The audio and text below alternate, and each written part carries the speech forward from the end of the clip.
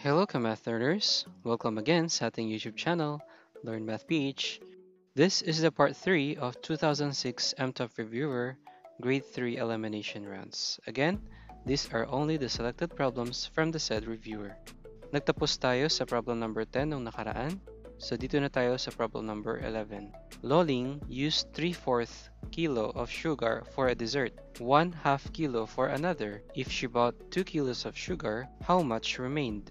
So, ang solution natin, ang step 1, add all sugars consumed. So, 3/4 kilo plus 1/2 kilo ang i-add natin. So, para ma-add ang 3/4 plus 1/2, kailangan natin silang magkaroon ng common denominator para ma-add sila. Kasi dissimilar fraction sila. Meron tayong video tungkol dyan. Pakicheck na lang itong video na ito mamaya or I will give the link on the description box below. Pero patapusin muna itong video to. So, 6 plus 4 over 8. Ang common denominator natin is number 8. So, ang i-add lang natin is yung numerator. Ikakopy lang natin yung denominator. So, 6 plus 4 equals 10. 10 over 8, or pwede natin siyang masimplify kung i-divide natin both sides by 2, 5 over 4 or 5/4 kilos. Step number 2, subtract the result from 2 kilos. Kasi ang sabi dun sa problem, if she bought 2 kilos of sugar, how much remained?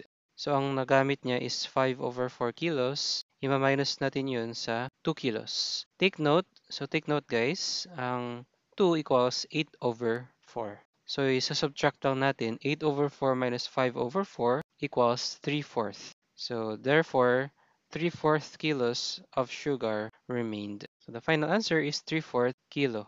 Problem number 12. What comes next in the pattern 6 over 10, 9 over 15, 12 over 20, 15 over 25, blank. So, ating solution guys, find the pattern of the sequence. So, kagaya na makikita natin guys, yung numerator may pattern yan. Ganyan din yung kanyang denominator. Alamin natin kung ano yung common difference nila. So, focus muna tayo dito sa ating numerator. Ano yung common difference ng 6, 9, 12, 15, and so on? So, nakita natin 6 plus 3 equals 9, 9 plus 3 equals 12, 12 plus 3 equals 15, 15 plus 3 equals blank. So, ang ating numerator, ang common difference niya is plus 3. How about the denominator? 10, 15, 20, 25. Kagaya na makikita natin, ang common difference ay 5. Yung pattern niya, plus 5, plus 5, plus 5. So, i-add lang natin yung 15 over 25. Yung 15, add natin ng 3. At yung 25, i-add natin ng 5. So, the final answer is 18 over 30. Kagaya na makikita ninyo, yun yung susunod sa pattern. Kasi, tinignan natin yung pattern or common difference ng numerator at common difference ng denominator. Okay? So, the final answer is 18 over 30.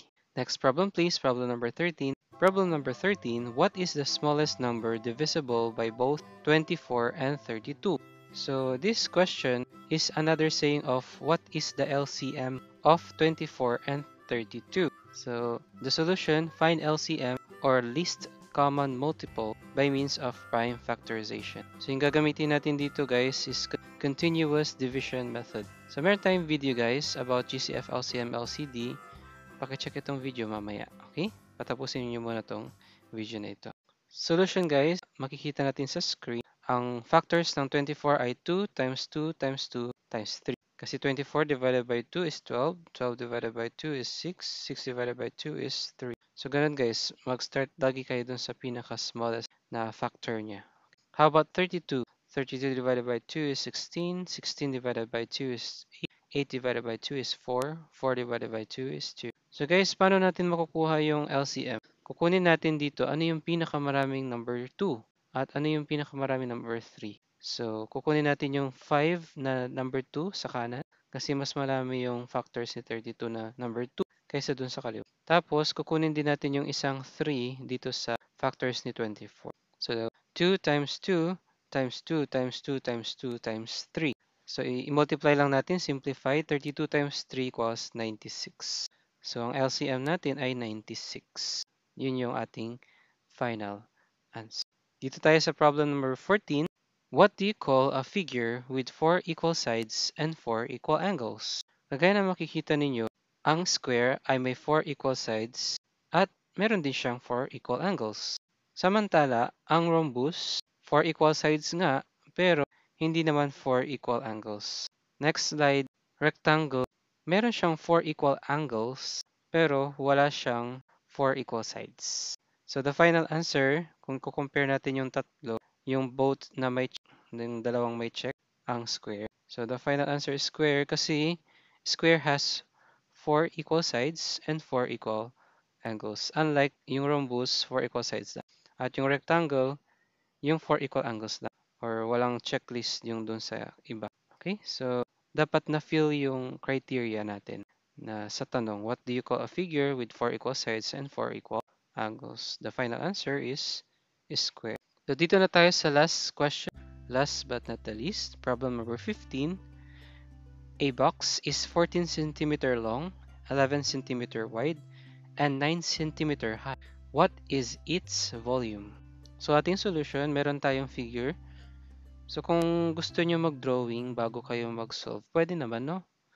Hindi naman kayo pinagbabawalan mag-drawing. So ito, meron tayong figure or diagram. Meron tayong picture ng box. And then, nilagyan lang natin ng LWH. Length, width, and height. So yung length natin is 14 centimeter. Width is 11 centimeter. Height is 9 centimeter. So paano makuha yung volume? Ang volume is length times width times height. Yun yung formula. So para makuha ito, substitution, isi-substitute lang natin yung value ng length, width, and height.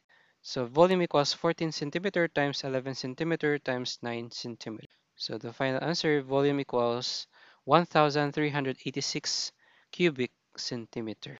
So don't forget, guys, the unit. So cm raised to 3 or cubic centimeter. Dapat raised to 3 or cubic centimeter kasi tatlong beses mong minultiply yung centimeter. Okay? Kaya number 3 yung exponent ng centimeter. Beware tayo dun, guys, units. Dapat pareho.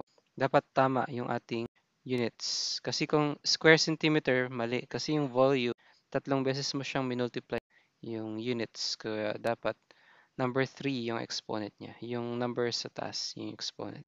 Okay, so maraming salamat sa panonood ng video na ito. Kung nakatulong sa iyo ang video na ito, huwag mong kalilimutan, please like para ma-motivate pa tayong gumawa ng mga future videos. Like, share, and subscribe to our YouTube channel, Learn Math Beach. Please subscribe to our channel because in our channel you will find and learn a simple and clear explanation to math problems para ma-improve mo rin ang iyong problem-solving skills. Makakinabang ka dito, hindi lang ngayon, kundi sa hinaharap kasi madedevelop ang iyong analytical thinking skills at iba pang mga skills. May kinalaman sa pag-solve ng mga problems sa real-life situations. Okay, don't forget our outro message. Every problem, there is and there's always has a solution. So love lots, keep smiling and keep learning. Abangan mo ang part 4, 5, 6, and so on. Salamat!